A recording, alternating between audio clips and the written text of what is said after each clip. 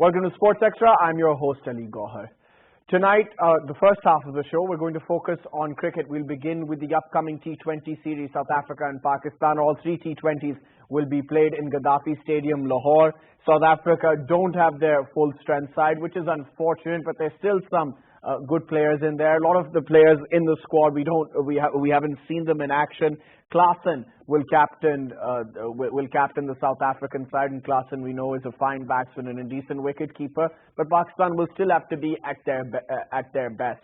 They're on a high after winning the Test series, a Test series that they desperately needed to win. They played some fantastic cricket, and hopefully they'll be able to do the same in the T20 series. We'll talk about that. Then we'll move on to England's victory in Chennai against India. We didn't expect England to come out so strongly. They batted brilliantly in their first innings with the captain Joe Root. What form he's in. He's a tremendous player, Joe Root, making a big double hundred. And many thought in the second innings, England should have declared earlier, given the fact that India have a strong batting lineup. They chased down over 300 runs at the Gabba on the final day. So many were questioning England's decision, but I guess Joe Root read the pitch well. He had faith in his bowlers. Jimmy Anderson bowled the spell of his life, I believe. I know he's got more wickets than that. These aren't his best figures, but that spell was tremendous. And England spinners, Dom Best, Jack Leach, it was a team performance, and then they deserved to win by 227 runs, which means India have a lot of thinking to do for the second Test match. England lead the four-match series 1-0. We'll discuss that. And then on the second half of the show, we'll discuss the K2 rescue mission. They're looking for Ali Sadpara and the other mountaineers. Unfortunately, the search operation has been suspended due to low visibility. And this story has touched all of our hearts because these guys, Ali Sadpara and the other mountaineers, of course, are absolute dreamers. And it's a long shot. Let's face it. We have to face reality. We all know how difficult K2 is, even for the most experienced and best mountain climbers like Ali Sadpara. But first, it's going to be cricket with my guest in the studio and on Skype. My guest in the studio is cricket expert, Mr. Ali Abbas. Ali, assalamu alaikum. Great to have you on. Thank you so much. And on Skype, we've been joined by cricket expert, Mr. Hassan Qureshi. Hassan, assalamu alaikum. Great to have you on, Hassan. I'll start with Ali Abbas in the studio. Ali, look, Pakistan, obviously, different squad, different players, I know that, but winning the Test series will certainly give the Pakistanis and Babar Azam the confidence that they need. Yes, this is the depleted South African side, but we all want to see good competitive cricket and both sides at their best. Exactly, and as you mentioned, there was some much needed momentum that we got from the series. And, from the team management to the players, a few of the French players who haven't been able to really execute the way they wanted to, it was really good to see everyone just coming to terms with the pitch, with the plan that was set out by the team. So it's really nice to see the team doing well, the team dominating, and the team fighting back every now and then. I mean, Pakistan did fight back. There were occasions in this Test series when maybe we were down and out, like even in the second innings, it seemed as if South Africa were going to chase convincingly. But that is where the likes of Hassan Ali, we all know his quality. And I still remember Saurav Ganguly used to say in the Champions Trophy that if you ever need a wicket, just turn to Hassan Ali. And it was really good to see that Hassan Ali again. So many positives to take into the T20. I know it's a depleted squad, and it's slightly unfortunate because the Australians have backed out from the Test series against South Africa, which was something they wanted to maybe reserve their good players for. So they might have been here, it would have added to the spice, but still a lot to look forward to, and we have a T20 record that we have to improve. Shifting gears quite quickly, Mr. Hassan Qureshi, from Test cricket to T20 cricket. I guess it's a bit of a bummer that South Africa don't have their best players, but we still want to see Pakistan at their best, and South Africa, of course, we want to see them give it their best shot. I mean, the idea is, right, to go out there, have fun, and express themselves. That's what T20 cricket is all about. Absolutely. For the guys in the South African team to, make a case for themselves with 2 T20 World Cups coming up. So,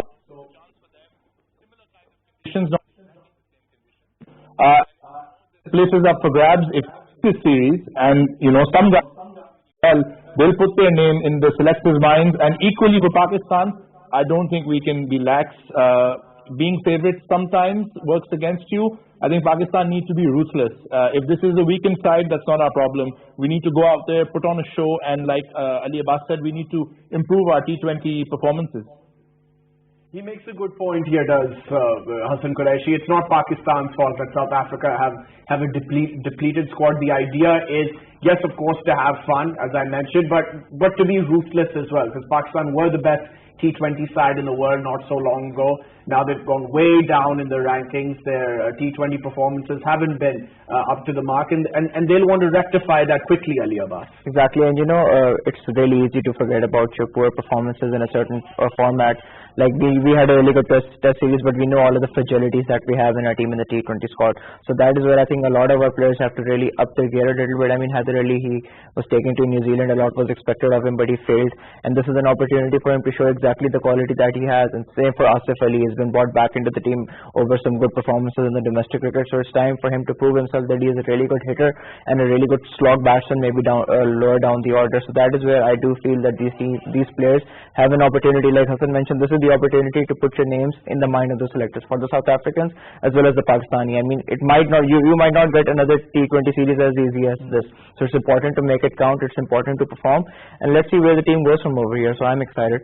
Right, climbing up the rankings will be Pakistan's main goal. So Babar Azam, the new captain, has a lot to think about. He's captaining all three formats. So let's hope his mind doesn't get cluttered. I mean, he's just captained very well in the Test series. Obviously, I guess when you win, it's hard to find faults. But from what little we saw, I think Babar Azam was all right. But in the T20 game, you have to captain a little bit differently. Yeah, Hassan and also Qureshi. let's not forget that, he's our main batsman. I think for a long time we've been over-reliant on him in T20 cricket. Babar will score the runs, Babar will chase the target, Babar will do this. I think it's time the other batsmen stepped up. Ali Abbas absolutely right. Asif Ali needs to put in a performance. He's come in on the basis of a very good domestic season. Has to make it count now. If this is, as people, of course, it's a weekend team, then, go out there and perform and show that you deserve to be there. And it's a great opportunity for someone like Syed Mahmood, who's been consistently performing. Now you're getting the chances in your home conditions, the domestic cricket conditions that you play in regularly. You have no excuses. And if you want to play for Pakistan badly enough, this is a great opportunity. Ali rightly said, you may not get a series like this again for a very long time. Make the most of it, put your name in the selectors' minds, put in good performances, and make sure you're in the mix for World Cup selection when the time comes. I mean, there's this series, of course, but later on, even after this series, I guess they'll have a look at a few players and see how they go. But one of the reasons, Hassan Qureshi, why Pakistan haven't been doing well in T20 cricket of late is because one could argue that they don't have enough power hitters, good solid ball strikers who can pace the innings well, but also go for the kill when need be. And I think more importantly, one of the reasons why Pakistan were such a good T20 side was because of their bowling unit. That's not the case anymore. Yes, Pakistan have still have some excellent T20 bowlers, but working together cohesively, we haven't seen that for quite some time. Yeah, absolutely. And also, there's a bit of a worry that we're relying on the guys who are playing, sometimes like Shaheen Afridi, who's playing all three formats, so the pressure is there. He's playing one-day cricket, he's playing test cricket. We expect him to perform in T20 cricket also. Haris has been hit and miss. There's been some really good things, but there's other times he hasn't done as well. But we know his quality. We've seen him perform in the Big Bash League. We've seen him perform in the PSL. So Haris needs to step up. Anybody else who gets an opportunity needs to step up. The bowlers need to now take charge and say, right, doesn't matter what the score is, we should have the capability to defend it like we did in the test matches.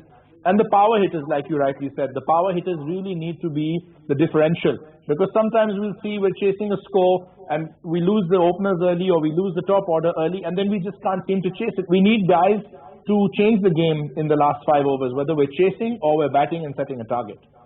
And remember, there's no Mohammad Hafiz, who's been Pakistan's best T20 batsman of late. Not Babar Azam, in fact, but Mohammad Hafiz. So Pakistan, I'm sure, will miss him. Ali Abbas, I want to go back to when Pakistan were a formidable T20 side, when they were number 1 in the world, and even before that. Again, I go back. Like, one of the reasons why they were so good was because of their bowling unit. Not only were they genuine wicket takers, but they were also very difficult to score off, very difficult to get underneath, whether it was Umar Gul, Syed Afridi, who was a superb T20 bowler, Syed Ajmal, when Imad Wasim was at his best, they had some bowlers that were very difficult to dominate. I think our T20 team was also set up for maybe standards that are no longer present in cricket. I mean, what we actually expected from the boys was that, they would always get a score of 150, 160 on board, and the spinners would just come do a job and win the game. And do a triangle job. Exactly. Yeah. T20 has gone beyond that, with the bats improving every other month. I would not even say every other month, and with the power hitters that you see nowadays, the likes of Glenn Maxwell now getting outdated, exactly shows that T20 is no longer a game of 150, 160. It has gone over to 200. And that I still feel we do have a very good bowling attack. But the scores that we would rely on, maybe 150, 160, are no longer enough in T20 cricket. It has gone up to 180 or 190. And that is where we need our solid batsmen, the power hitters, to perform, because that is the gap. If we are able to fill that gap, we can always perform well. Babar Azam, who is our best batsman, is not a very good T20 batsman in my opinion, because he can get you across the line in matches, but it's not always that he is going to score at a rate of maybe 150, 160. But I think you'd agree, Ali Abbas, that you need one player in there or two like Babar Azam, who doesn't have to go aerial. Yeah. He has enough skill, to score runs quickly playing along the ground. I mean, he's completely different to a Maxwell or Gale, for example. That's not his role. I think you need one guy at the top of the order who does the job that Babar Azam does. Only one or two. That's Babar Azam has a place in the T20 team, but I think every player that we're getting in the team right now, I mean, Asif Ali, okay, he's an exception, maybe Iftikhar Ahmed, they don't seem to have it in them, that they can take on the fast bowlers and hit sixes maybe of 105 or 110 meters. So you can have a couple of players who can maybe rotate the strike, just get the innings going, but you need power hitters around them, and we don't have them. They're not coming out of the domestic circuit. Azam Khan is someone that I'm keeping an eye on. He's not a part of this T20 squad, I believe, but I think he's gone for the future. So a couple of more lads like Azam Khan, they might do a job for Pakistan in the future. I'm all for power hitters. As I said before, Hassan, Qureshi, I mean, one of the reasons why Pakistan haven't been dominant in T20 cricket over the last year or so is because they lack consistent ball strikers, batsmen who can go from the off. But you need some accumulators in there as well. I mean, if you look at Babar Azam's strike rate, I mean, it's a very good strike rate. But you certainly, as Ali Abbas mentioned correctly, you do need some modern, innovative batsmen there. I mean, in England, they have a separate sort of power hitting clinic, a power hitting school. So I realize that's something that they need to work on. Hassan. Yeah, also one thing, Ali, that we don't see a lot with our batsmen is, we see a lot of English batsmen especially using all parts of the ground. We're seeing a lot of hits behind the wicket keeper. We're seeing, reverse sweeps, slog sweeps, the scoop. We don't really have someone playing too much of that. We need to bring that innovation to our game. We need to start turning the ones into twos, have quick runners between the wickets, guys who rotate the strike to make sure that even if you're getting a boundary and 4 singles or 5 singles off an over, you're going at about 9 or 10 an over, which, as Ali Abbas rightly mentioned, is what most teams are doing now. Teams are chasing down 200 also. So we have to kind of get away from this dependence that we have, that okay, 150, 160, and then the bowlers will do it. Some days they will, some tracks they will, other days they won't. Dew could be a factor in this series, or the wickets could be a factor in this series. So batting first, we need to put up the runs, and bowling, and if we're chasing also, we need to make sure we have the guys who can chase those runs. Absolutely, the game has changed rapidly, and you see the way England are going about it with their ball strikers. They've got some tremendous hitters. New Zealand, Pakistan were there not so long ago, and some of the batsmen there are absolutely brilliant, and that's the standard that Pakistan need to bring in international cricket. And the PSL is coming up. Hopefully, we'll be able to find some players there like Heather Ali. Heather Ali was discovered last year. In fact, it's got tremendous potential. Hopefully, Pakistan will be able to find a few more. You mentioned Azam Khan. We're seeing improvement day by day. I don't think he's ready yet, but as you said, he certainly has the talent to go forward. And the right mentorship as well at home, so that I'm sure he would be developed really well. But Azam Khan is one for the future. But just a batsman like Azam Khan, who you cannot really expect to maybe play an innings of 40 runs of 100 balls in Test cricket. But he's the kind of player who is well suited to T20 cricket. I mean, you look at Chris Jordan, and Chris Jordan has become a power hitter for England in the T20s as well. So T20 is a totally different format, and it it is a format that is taking its own place now. I mean, T20 no longer is T20 a game in which a good test player as well can play a good T20 cricket. I mean, there was a time when the likes of Sachin Tendulkar and Brian Lara used to play the IPL, but you will never see that happening now with no matter how great the player is. So it has evolved. T20 has taken its place in the international stage, and you have to maybe prepare a squad according to that, which Pakistan have not. I mentioned recently as well that we do not have specific players for specific squads. Okay, you can have one player, maybe like Joe Root for England or Babar Azam for Pakistan, who merit a spot in each format, Virat Kohli of India, who merit a spot in each format, but there will be players who do not. It is important to maybe segregate the players much better, players who can actually hit, players who can hit no matter what the conditions are. So I hope you were able to work on that in the future. PSL might serve as a format that delivers, and we have been getting some really good bowling talent. Shadab Khan has managed to improve his batting through the PSL, so you never know, a power hitter shows up. There's one point I want to bring up, and I can bring it up with you too, because you guys know the game so well. I mean, it's quite admirable, Hassan Qureshi. Yes, I know Pakistan are struggling right now, but the fact that they've been able to not just compete, but be the best in the world in T20 cricket is awesome. I mean, think of all the problems that Pakistan face, and I think it's safe to say that our domestic structure isn't up to the mark, but they've still been the best in the world. They've certainly had the best bowling attack in the world for years and years and years in T20 cricket. Most of these players haven't been able to take part in the elite T20 competition, the IPL. It's quite extraordinary what this cricket team has achieved over the years. Absolutely, and keep in mind, we're so lucky now to have cricket at home, but a lot of these guys never got to play any cricket at home. They played in the UAE or they went to other countries. They performed, like you rightly said, they weren't there in the IPL, which has helped improve Indian cricket tremendously by giving them access not just to the best players, but the best coaches, the best people with regards to fitness and all those things. So in that time, to be as dominant as we were, to be the side that reached the first final, then won, then we lost a semi-final because Hassan decided to play the innings of his life. Consistently been there, consistently doing well. You mentioned Umar Gul, Shahid Afridi, Syed Ajmal, Sohail Tanveer for so long, wherever he went. And we've seen with so many of our guys when they've gone and played in other leagues, Pakistanis are almost always the first pick, with the exception of the IPL, wherever you go. Look at the Bangladesh League, the Sri Lankan League, in England, wherever. Sohail Tanveer is, one of the best bowlers in the world in the format. Mohammad Irfan in the CPL, I think, gave 1 run in 4 overs. So you have had these amazing talents, and it's amazing what we've done. Now the young guys coming through must use this as an inspiration, must use these performances by these players as an inspiration to, put their name in the history books as well.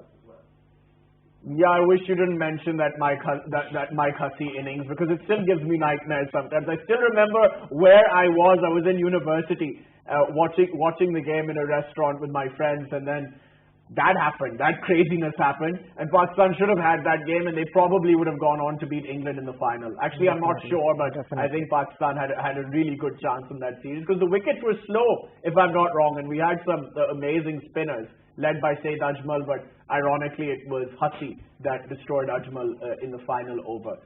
So just going back to the PSL, and I think Hassan made a very good point here. And I remember when the PSL was starting, season 1, I made this point right here in the studio, that it's going to help Pakistan cricket greatly because they'll be around professionals, thorough professionals, even international players, teaching them not just about the game itself, but I don't know, diet, gymming techniques, what to do, what exercise to do if you want to improve your power hitting.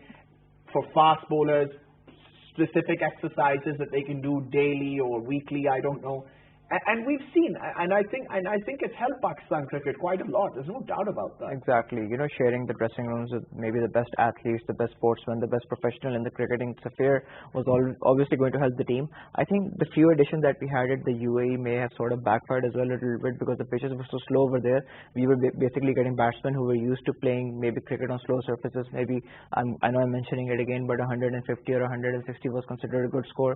Pitches where, the likes, Mohammad Nawaz was a PSL find, and he was getting good turn in the UAE tracks, and he was doing well for himself, but he got exposed when he came onto the international stage, and maybe he had to maybe just broaden his horizon a lot more. So that is where I believe the PSL, we did struggle a little bit, but now that it's in Pakistan, the tracks that we have over here are going to benefit fast bowlers as well, spinners as well, the batsmen as well. We have seen that in the Test cricket. We have fantastic tracks. So hopefully from now on, and a couple of seasons that we have had before, we're going to get good players like Shadab Khan. He managed to improve his batting as well.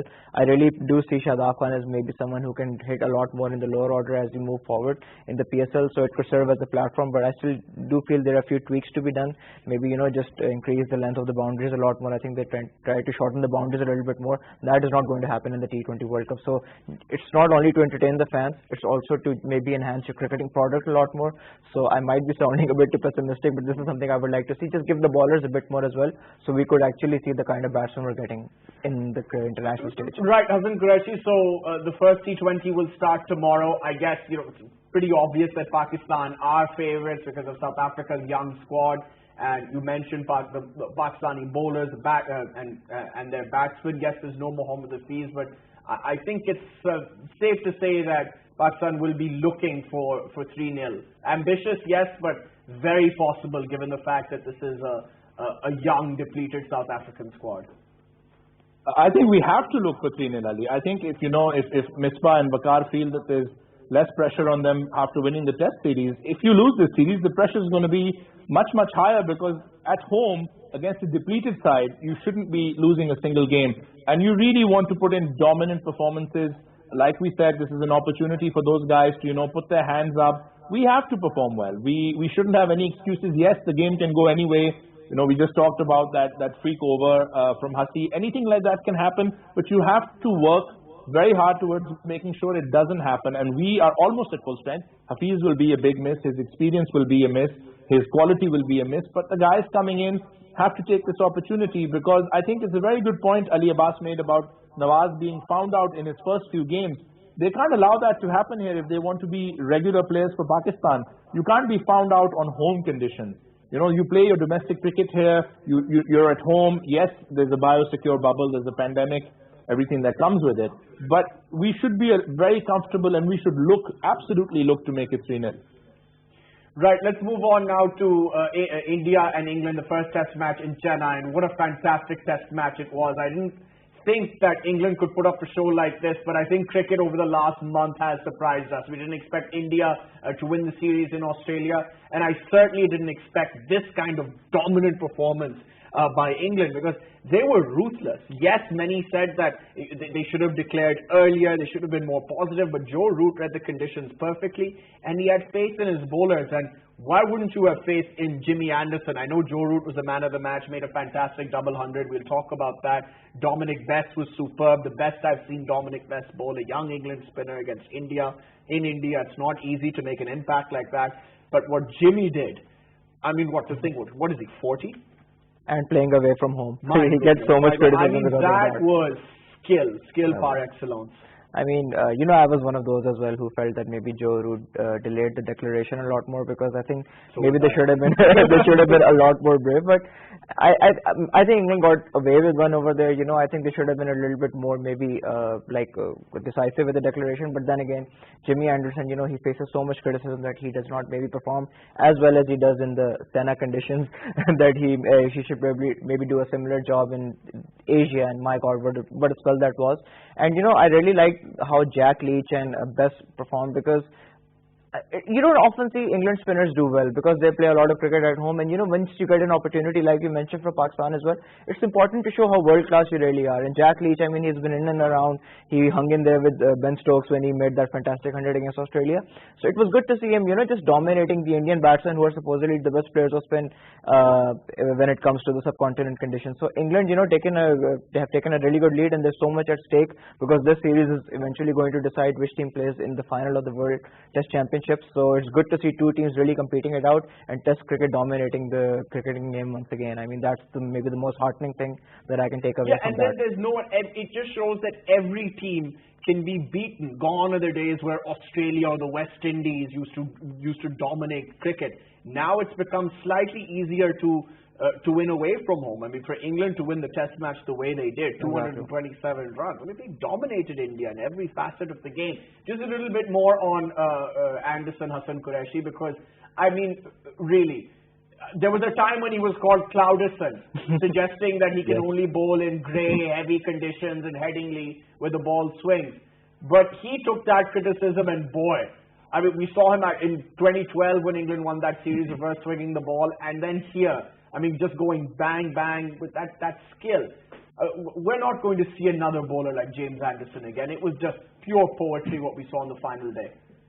Oh, absolutely. And also, I think, like you rightly said, he took the criticism on board. He went and worked at it. He didn't sulk. He didn't sit there and say, well, I'll just take a bucket load of wickets under the clouds. And he came back a better player. And that spell, even looking back at it now, I thought he had Rahane pretty plumb before he bowled him. Obviously, the third umpire didn't agree. But to just consistently do that to someone who was so integral to India's recent win in Australia, just showed that he was on another level. And I think maybe it's fair to say that India kind of underestimated England a little. We heard a lot of chatter from the experts and people saying that, beating Sri Lanka in Sri Lanka is one thing, beating India in India is another. I think India maybe thought that, just because England have won in Sri Lanka, they won 4 on the trot over there, doesn't mean they're going to come and beat us here. And of course, a little bit of something going on in the Indian camp. Rahane is the man who captained them to the win in Australia. Kohli's now lost his last 4 test matches as a captain. So there's something, he played very well in the last innings, but it was kind of like, the writing was kind of on the wall, and Anderson, and with support from the spinners, England, like you rightly said, they were dominant. There was no point in that game where it looked like England were not going to win. The worst that could come was that England somehow declared too late and allowed India to eke out a draw. India eking out a draw at home is not something we see very often. And then, like you said, for a 40-year-old who, most people are too busy, giving a lot of stick to on social media about his record, I think he'll have shut up quite a few people. It was just amazing to watch overall, and I'm so glad that we're watching entertaining Test match cricket, which means Test cricket is still very much alive. It ain't going anywhere. We have to leave it at that. Hassan, Hussein, Qureshi, thank you very much for coming on. Always a pleasure speaking to you. Ali, Abbas, amazing as always. Thank you very much for coming on the show. Thank you, Ali. It was a pleasure. Thank you. We'll be back after a short break. When we come back, we'll discuss the K2 rescue mission. Stay tuned.